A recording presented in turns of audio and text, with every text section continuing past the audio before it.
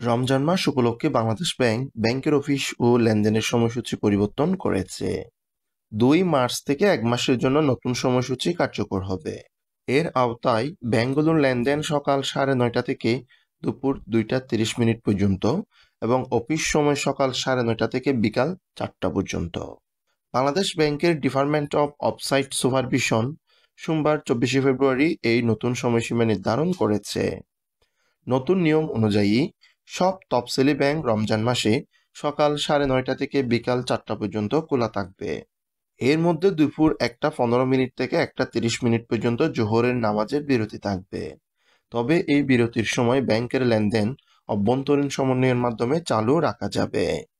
রমজান মাস শেষে ব্যাংকের অফিস ও লেনদেনের সময়সূচি আগের অবস্থায় ফিরে আসবে। প্রতি বছর রমজান মাসে বাংলাদেশ ব্যাংকিং সময়সূচিতে এই ধরনের পরিবর্তন আনে। তাহলে নতুন সময়সূচির পরিবর্তন অনুযায়ী সকাল ৯:৩০ থেকে দুপুর ২টা ৩০ পর্যন্ত হচ্ছে লেনদেন সময় এবং ব্যাংকের অফিসের সময় হচ্ছে সকাল ৯:৩০ থেকে বিকাল ৪টা পর্যন্ত।